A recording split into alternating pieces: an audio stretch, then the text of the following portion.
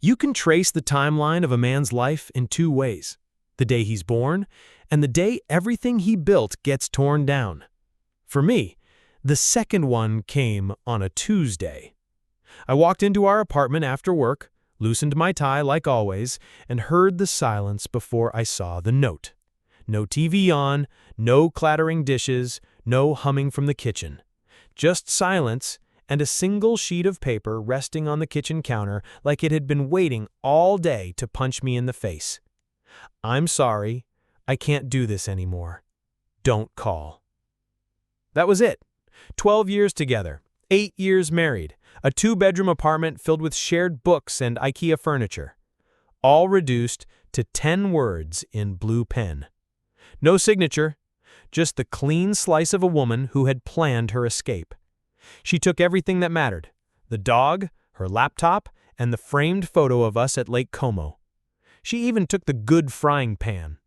What she left behind was even worse: half a couch, an unpaid electricity bill, and the feeling that I had been completely, utterly unremarkable. I didn't cry. Not then. I just sat on that half couch and stared at the note for an hour, like maybe it would change if I blinked long enough. But it didn't. It stayed short, cruel, and final. The next morning, I called in sick. Then I did it again the next day. By Friday, I wasn't sure if I still had a job. For 3 weeks, I wandered my own apartment like a man in a museum of someone else's life. I ate frozen burritos, watched conspiracy documentaries, and stared blankly at spreadsheets I was supposed to be updating for the tech firm I worked at. I started wearing the same hoodie every day. I stopped shaving. My name's Matt, by the way. I used to be the kind of guy who set calendar reminders for oil changes, who never missed birthdays, who bought his wife flowers on random Wednesdays because you looked stressed this morning. But that guy got dumped. And as I sat on the edge of my mattress, she'd taken the bed frame too, something inside me cracked. Not like glass, but like dry earth before the rain. A shift, a groan. I realized I could either rot in that apartment or burn everything down and start again. The spite hit me first. I don't mean the bitter kind, the kind that poisons you slowly. I mean the hot, sharp kind, the kind that fuels revolutions, the kind that says, "Oh, you think I'm nothing without you? Watch this." So I opened my laptop and started a Google Doc. Title: Project Revenge Success. Objective: become so wildly successful that my ex-wife hears my name and wishes she'd taken the coffee table too. Was it petty? Absolutely. Did it work? You damn right it did. My first goal was simple: get out of the damn apartment. I broke the lease, sold what little I had left on Craigslist, and moved into the cheapest studio I could find. A box with a shower the size of a coffin and a neighbor who played the accordion at 3 a.m. But it was mine, and it was step 1. Then I made a list. The spite list, I called it. It had 3 columns: what she said I'd never do, what I always wanted to try, and things that scared the hell out of me. The first item under column 1 was, start a business you couldn't even finish your taxes without crying. Perfect. So I picked the dumbest idea I could think of, something she'd laugh at if she heard, something no one in their right mind would take seriously. Reusable dog raincoats. I know. But listen, I had a friend who owned a dachshund named Meatball, and every time it rained, that poor sausage looked like a drowned rat. It made me wonder, why wasn't there a stylish, functional raincoat for weird-shaped dogs? And just like that, the seed was planted. I called it Drizzle Pup. Ordered 50 units from a supplier in Shenzhen with my last 2 paychecks, built a 1-page Shopify site, took horrible product photos in my kitchen with Meatball as my reluctant model. No marketing budget, no followers, just grit, caffeine, and the burning desire to prove I wasn't the sad, discarded man she'd walked away from. And somehow, people bought them. First week, 3 orders. Second week, 12 orders. By month 2, BuzzFeed Pets reposted a photo of Meatball wearing the yellow slicker and called it the happiest dog in the rain. We sold out in 48 hours. But it wasn't just the raincoats. The success flipped a switch in my brain. Suddenly I was awake again, sharp, hungry. I spent every waking hour studying Shopify, dropshipping, digital marketing, conversion funnels, SEO. I devoured podcasts, read Reddit threads until 3 a.m., joined Discord groups full of weird e-commerce nerds who knew more than I ever would. And I listened. God, I listened. One of those nerds, a guy called Pixel Brian, who lived in a Yan in Utah, told me to test TikTok ads. So I did. Badly.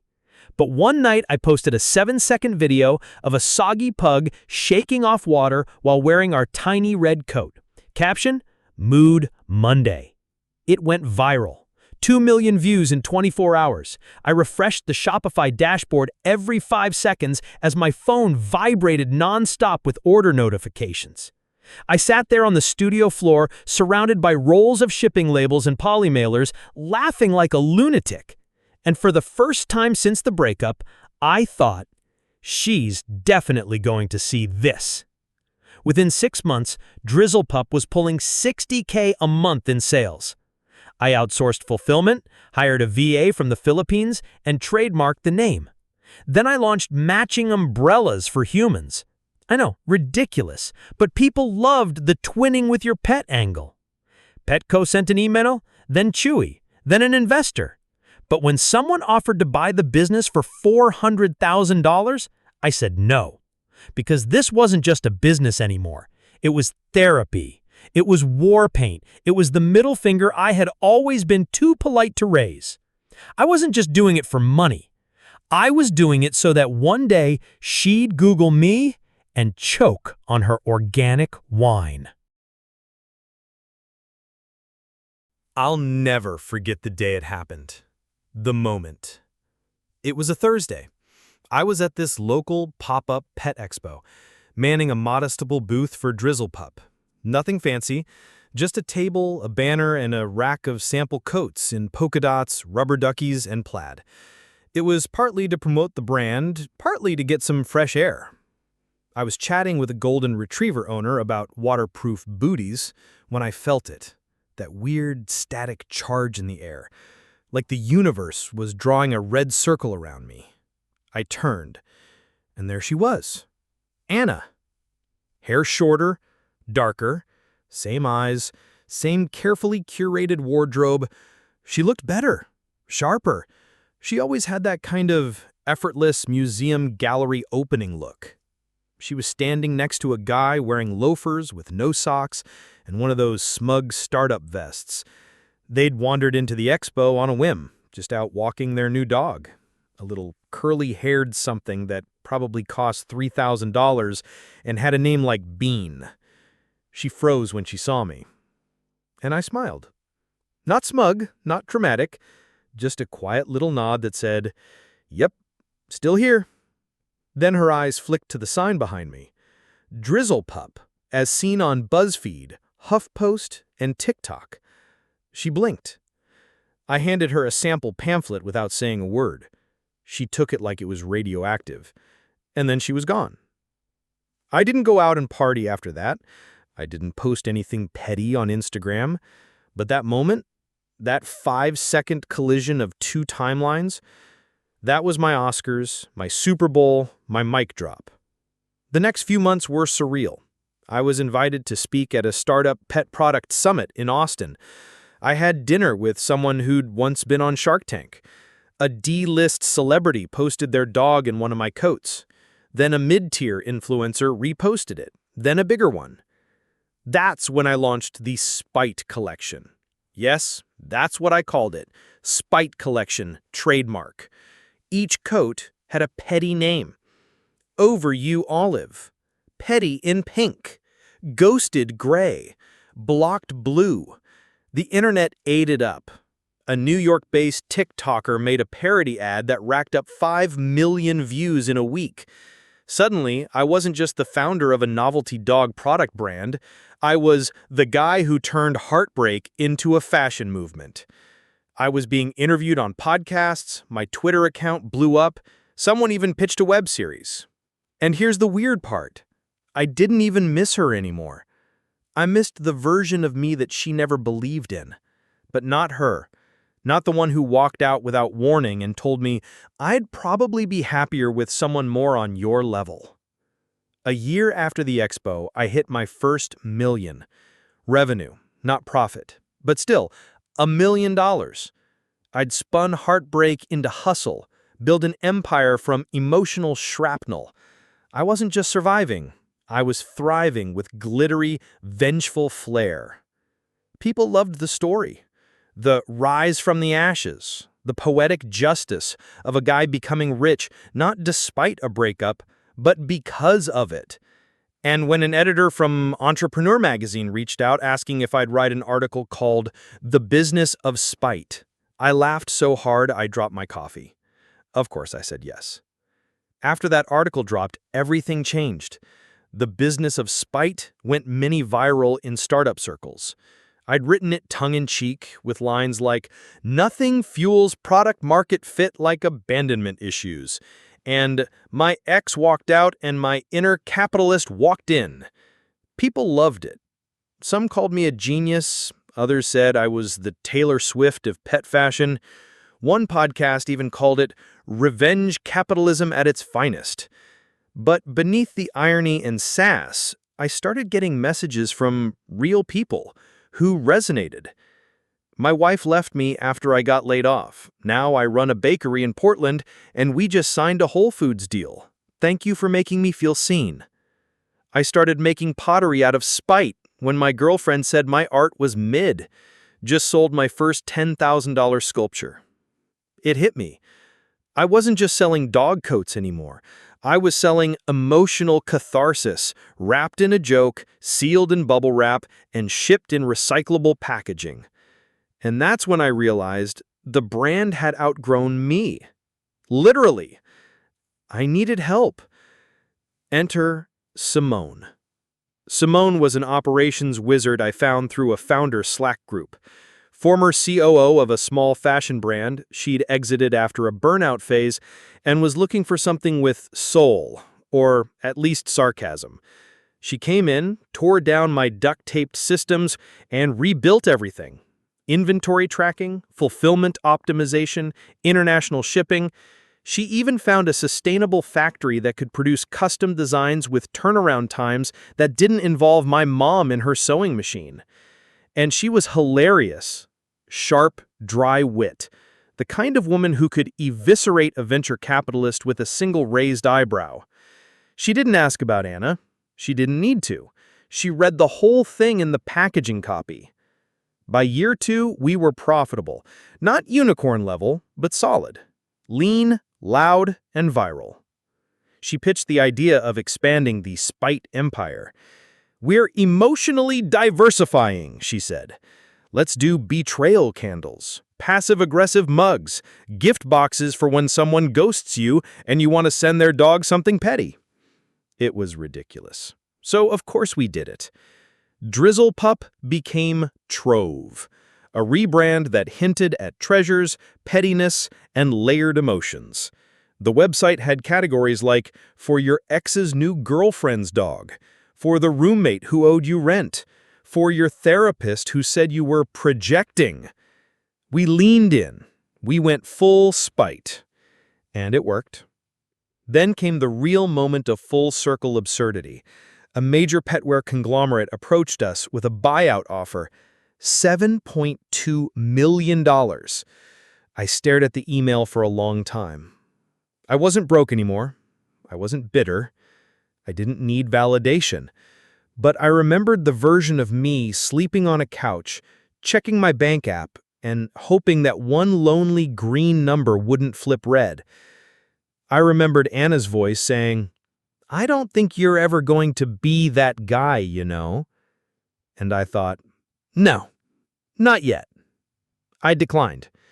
Simone laughed. "You really are building this empire out of pure, distilled emotional damage." She wasn't wrong. But here's the twist.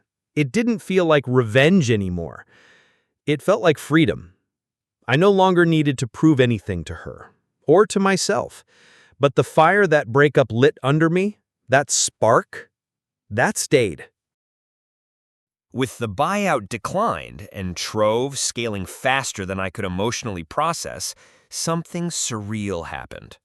We got invited to Textile Expo, a massive annual conference where fashion meets tech meets egos. They wanted us on a panel called Niche is the New Mainstream. Our category? Emotionally motivated consumer goods. Simone and I nearly choked from laughing, but we said yes. The night before the panel, I was pacing my hotel room in San Francisco, rehearsing lines that didn't make me sound like a lunatic who stitched dog coats out of spite. Simone was calm, editing slides titled things like The Monetization of Bitterness and What Breakups Teach Us About Product Market Fit. And then I got the DM. From her. Anna. Hey, saw the article. The one with the dog jackets. That's really you? I froze. I hadn't heard from her in over 2 years, not since she packed her things in that rainstorm and left a key on the coffee table, not since she'd walked out and said she needed someone with a real plan. I stared at her message. I typed, deleted, typed again. Finally, I replied, me. Yeah, guess I figured out a plan eventually. No reply that night. Just a silence so loud it echoed in my head all through the conference. The panel went great. We had a line of people waiting to meet us afterward. Journalists, other founders, even a VC who wanted to talk feelings and funding. That night, we hit 500K Instagram followers, and our breakup bundle sold out in 4 hours. But my brain kept circling back to Anna. Not with bitterness, with curiosity. Had she changed? Had I? 2 weeks later, she showed up, literally. I was hosting a pop-up event in LA, a launch party for our new emotional damage candle line, when I saw her across the room. Same eyes, same calm presence, like a ghost made of every version of me she left behind. She smiled. I walked over. We didn't talk about what happened, not really. She asked about the business. I told her the short version, and she laughed at the right moments. She said she was working in real estate now. I nodded like I hadn't already looked up her LinkedIn at 2 a.m. a year ago. Then she said something I'll never forget. I didn't think you had it in you. I was wrong. I wanted to say, you weren't wrong. I didn't have it then. But instead, I just smiled. And that was enough. So where am I now? Trove is bigger than I ever imagined. We've been featured in Wired, Fast Company, and even had a late-night host wear one of our jackets in a skit titled Petty is the New Powerful. We sell products in 18 countries. Our customer service team has a Slack channel called #RevengeSuccessStories. We get letters from people who felt abandoned, broken, or underestimated and turn their stories into something weird, heartfelt, and strong. Just like I did. I didn't become a millionaire just to prove Anna wrong, but I'd be lying if I didn't say that wasn't the spark that lit the fire. Now, I keep going because I found something better than revenge. I found myself, and that's priceless.